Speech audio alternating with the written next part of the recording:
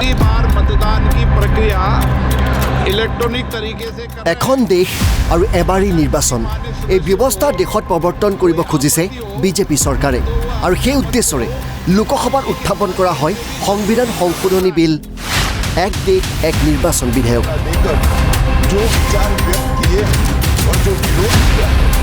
এই বিধেয়ক উত্থাপন কৰাৰ লগে লগে সৃষ্টি হয় হুলস্থুলীয়া পৰিৱেশৰ কংগ্ৰেছকে ধৰি বিৰোধী দলসমূহে এই সংবিধানৰ ওপৰত আঘাত আখ্যা দি বিলখনৰ তীব্ৰ বিৰোধিতা কৰে Constitutional bill. It's against the federalism of our nation, and we are opposing the bill. বিলখন লোকসভাত উত্থাপন হ'বনে নহয় বা স্বীকাৰ কৰা উচিত নে অনুচিত তাৰ বাবে সংসদৰ প্ৰথমবাৰলৈ ইলেক্ট্ৰনিক ভোটিং ব্যৱস্থাৰ সহায় লোৱা হয়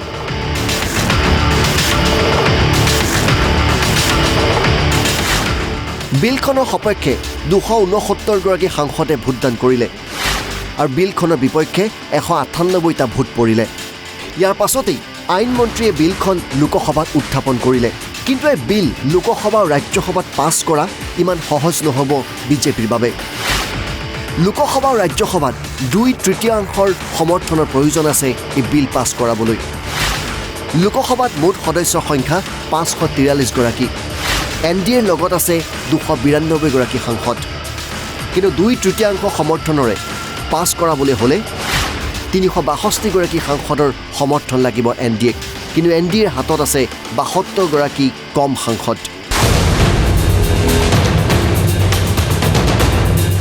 একেদৰে ৰাজ্যসভাৰ মুঠ সদস্য সংখ্যা 245 গৰাকী এনডিএৰ হাতত আছে 118 গৰাকী সাংসদ কিন্তু সমৰ্থন লাগিব 168 গৰাকীৰ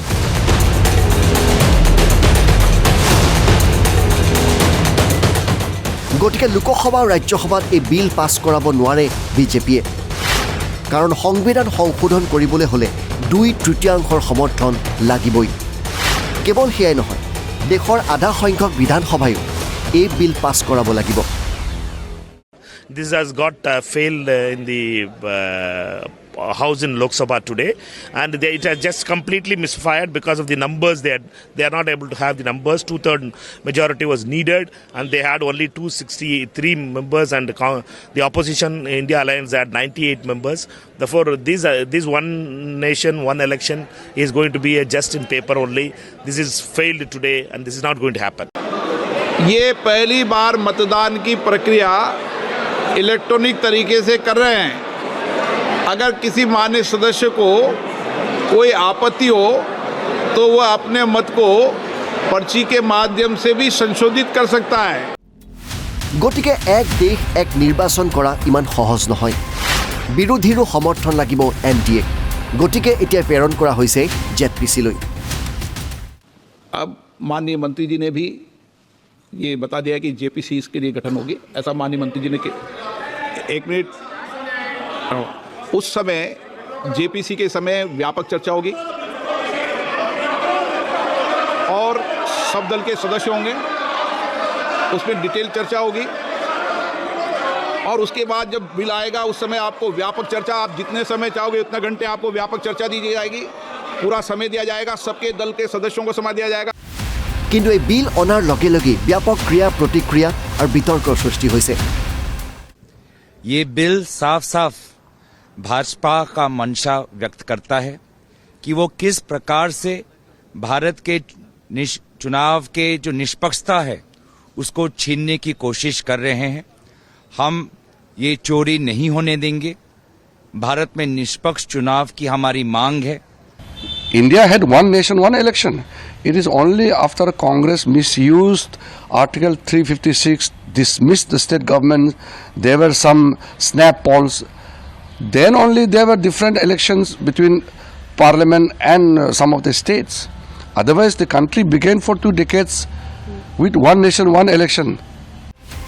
গৃহমন্ত্ৰী গৰাকীৰ মতে এই বিলখনক লৈ সকলোৱে আলোচনা কৰাৰ প্ৰয়োজন আছে मैं अध्यक्ष जी जो बोले हैं वो ध्यान से सुना हूं उन्होंने 72 के बाहर जाने का नहीं कहा है उन्होंने कहा कि माननीय सदस्य मनीष तिवारी ने 72 का हवाला देकर जो विचार व्यक्त किए हैं और जो विरोध किया है इस पर सदन का कोई भी सदस्य अपने विचार रख सकता है अब कांग्रेस पार्टी में विचार रख सकता है मतलब विरोधी करना है, मगर विचार व्यक्त कर सकते हैं इसका मतलब होता है पक्ष में भी बोल सकते हैं।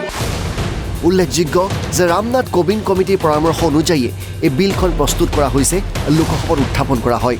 এই বিলখন পাছ হ'লে ভোটাৰে একেদিনাই দুটাকৈ ভোট দিব লাগিব। নিজৰ নিজৰ বিধানসভা সমষ্টি আৰু লোকসভা সমষ্টিৰ বাবে দুটাকৈ ভোট দিব লাগিব একেদিনাই।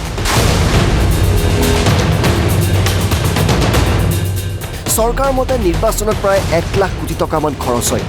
এক নিৰ্বাচন হ'লে সেই খৰচ প্ৰায় 40% পৰ্যন্ত হ্ৰাস পাব। তদুপৰি বাৰে বাৰে নিৰ্বাচন অনুষ্ঠিত হ'লে দেশৰ উন্নয়নৰ প্ৰভাৱ পৰে। আনহাতে বিৰোধীৰ মতে এই ব্যৱস্থাই কেন্দ্ৰত থকা চৰকাৰক মাইলেজ দিব আৰু আঞ্চলিক শক্তিক দুৰ্বল কৰিব। जो वन नेशन वन इलेक्शन जिस आड़ में लाया जा रहा है वो फिर से पावर को सेंट्रलाइज करने की आड़ में कॉन्स्टिट्यूशन के खिलाफ जब कॉन्स्टिट्यूशन पर इतनी व्यापक चर्चा 2 दिन लोकसभा में हुई है, आज भी राज्यसभा में जारी रहने वाली है, उस समय पे कॉन्स्टिट्यूशन पे इस तरीके का हमला करना मैं मानती हूँ बहुत ही दुर्भाग्यपूर्ण है। We oppose the introduction of the bill. We voted against the introduction of the bill. If the government wants to refer it to the JPC, that's their prerogative. इस देश के पूर्व राष्ट्रपति ने के अध्यक्षता में एक समिति बनी। उस समिति ने सभी लोगों से बात करके एक निर्णय की स्थिति पर पहुंची है। उसका कैबिनेट ने अप्रूवल दिया है। आज वह टेबल हो रहा है। मुझे लगता है कि हर सांसद को खुले दिल से इसके बारे में विचार करना चाहिए। National bureau NB news.